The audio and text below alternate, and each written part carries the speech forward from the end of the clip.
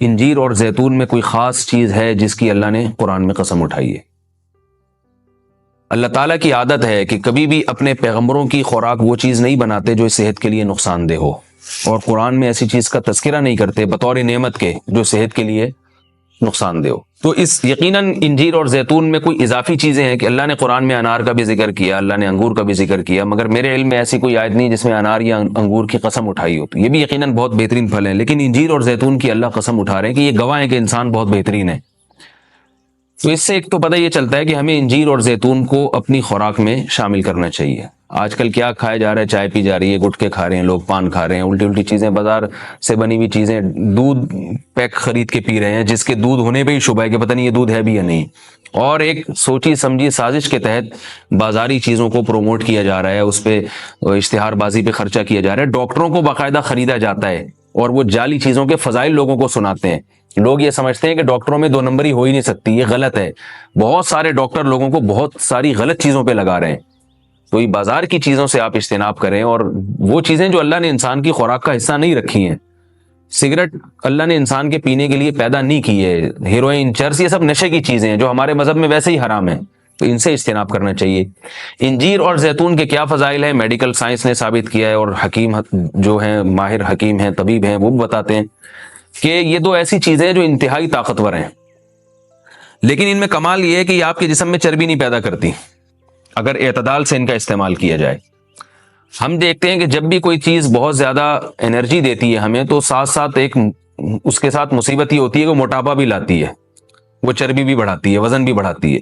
لیکن انجیر بہت طاقتور چیز ہے، نہ صرف یہ کہ آپ کے جسم میں چربی بڑھاتی نہیں ہے بلکہ چربی کو ختم کرتی ہے، کولیسٹرول لیول آپ کا گراتی ہے۔ یہ زیتون میں بھی ایسے ہی ہے کہ زیتون آپ کی صحت کے لیے انتہائی مفید اور بہت طاقتور ہے، اور کولیسٹرول لیول آپ کا کم کرتا ہے، لیکن یہ ضروری ہے کہ اعتدال سے ہو۔ اگر آپ بہت زیادہ کھانا شروع کر دیں گے تو پھر زیتون بھی چربی پیدا کرتا ہے۔ ظاہر ہے اعتدال تو ہر چیز میں ضروری ہے۔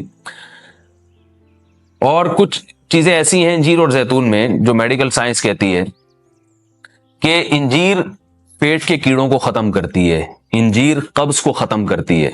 قبض کا سب سے بہترین علاج ہی انجیر ہے۔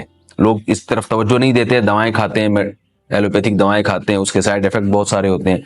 تو اگر ہم اپنی خوراک میں روزانہ کچھ نہ کچھ انجیر کا استعمال رکھیں تو بہت ساری بیماریوں سے انشاءاللہ ہماری حفاظت ہو جائے گی۔ انجیر میں خاص بات یہ بھی ہے کہ یہ خون پیدا کرتی ہے، سالے خون جسم میں بناتی ہے، لیکن انجیر کے استعمال کا طریقہ یہ ہے کہ اس کو بہت زیادہ چبا کے کھانا چاہیے اچھی طرح۔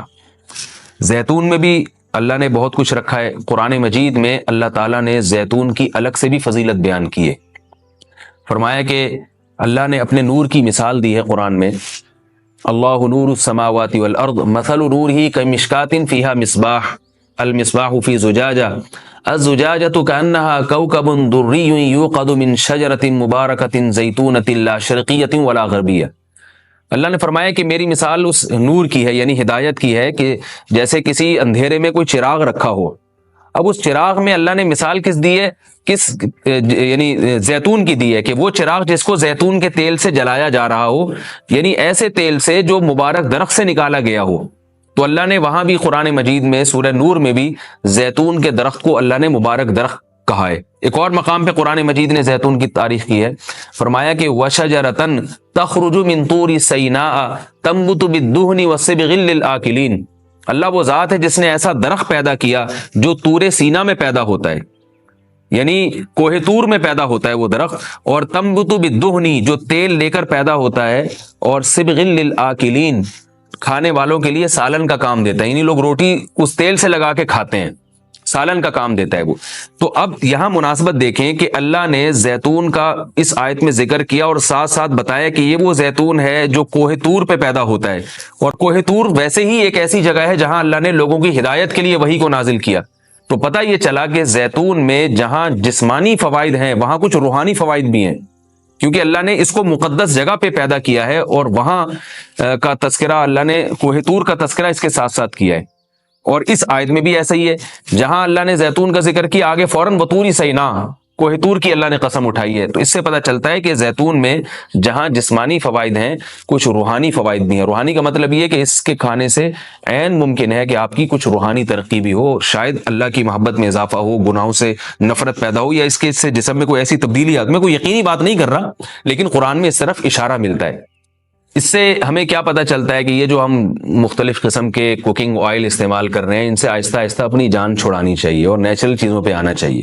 ایک آپ کو میں ایک تحقیق یہ بھی بتاتا ہوں کہ میڈیکل سائنس یہ کہتی ہے کہ یہ جو کولیسٹرول ہے نا اور جو چربی ہے، یہ دیسی گھی سے نہیں پیدا ہوتی۔ یہ ہم جو آرٹیفیشل آئل استعمال کر رہے ہیں، جن میں پتہ نہیں کیا کیا ملایا جاتا ہے، اس سے نقصان ہوتا ہے، جبکہ لوگ دیسی گھی سے اجتناب کرتے ہیں۔ اگرچہ بھی میرا موضوع دیسی گھی نہیں ہے، میں صرف یہ بتانے کے لیے کہ جو قدرتی چیزیں ہیں وہ آپ کی صحت کے لیے نقصان دہ نہیں ہیں۔ آپ کھانے میں اگر زیتون نہیں استعمال کر سکتے تو دیسی گھی استعمال کرنا شروع کر دیں، تو انشاءاللہ اس سے بھی جو بہت ساری بیماریاں ہارٹ کی اور بلڈ پریشر کی اور پتہ نہیں کیا کیا بیماریاں پیدا ہو رہی ہیں، اس میں بھی انشاءاللہ کمی آئے گی۔ اور یہ بھی ہمیں اس آیت سے سبق ملتا ہے کہ آپ قرآن مجید کا معجزہ دیکھیں۔ ابھی چند دن پہلے کسی حکیم کے توسط سے مجھے پتہ چلا، انہوں نے مجھے بتایا کہ میں نے پوچھا کہ بھئی انجیر اور زیتون، انجیر کھانے کا سب سے بہترین طریقہ کیا ہے؟ تو ان حکیم صاحب نے بتایا کہ آپ انجیر کو زیتون میں ڈبو کے استعمال کریں، یعنی انجیر کے ٹکڑے کریں اور 2-3 چمچے زیتون کپ میں ڈالیں اور اس میں انجیر کے ٹکڑے کر کے ڈبو دیں آپ اس میں، اور رات کو آپ ڈبو دیں اور صبح اس کو استعمال کر لیں، وہ زیتون بھی کھا لیں ساتھ میں۔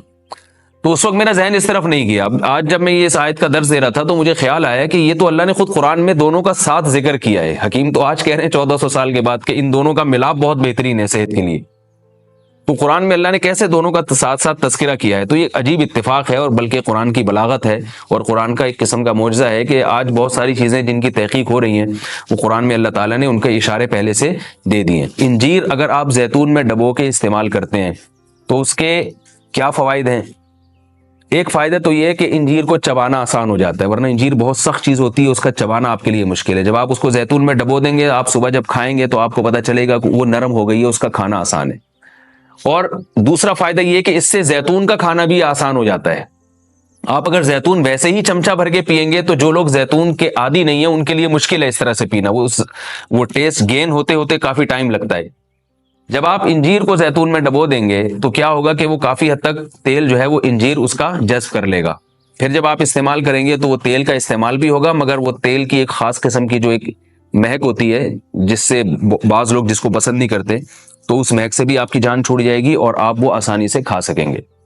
دوسرا فائدہ اس کا یہ ہوتا ہے کہ یہ جو کمبینیشن ہے انجیر اور زیتون کا، کچھ فائدے انجیر میں ہیں جو زیتون میں نہیں، کچھ فائدے زیتون میں ہیں جو انجیر میں نہیں، تو یہ کمبینیشن ایسا ہوتا ہے کہ آپ کو ایک صحت کے لیے ایک بہترین ٹونک مل جاتا ہے، کولیسٹرول لیول آپ کا کم ہو جاتا ہے، قبض آپ کا ختم ہو جاتا ہے، یعنی اطباء یہ کہتے ہیں کہ یہ 2 آتشہ بن جاتا ہے، یعنی انجیر کا فائدہ بھی ڈبل ہو جاتا ہے اور زیتون کا فائدہ بھی اس سے ڈبل ہو جاتا ہے۔ تو جب اللہ نے قرآن مجید میں ایک چیز کا بہت اہتمام سے تذکرہ کیا ہے تو ہمیں اس کو استعمال میں لانا چاہیے۔ میں نے عربوں کو دیکھا ہے وہ بہت زیادہ انجیر اور زیتون کا استعمال کرتے ہیں، مگر ہمارے ہاں صبح صبح لوگ جیم کا استعمال کر لیں گے، شہد نہیں استعمال کرتے، اور بچوں کو ٹافیاں کھلا دیں گے، انجیر نہیں کھلائیں گے کبھی بھی۔ میں اپنے والد صاحب کو دیکھتا تھا، وہ ہمیں انجیر لا کے دیا کرتے تھے، ہم کھاتے تھے اس کو شوق سے، والد صاحب خود بھی استعمال کرتے تھے۔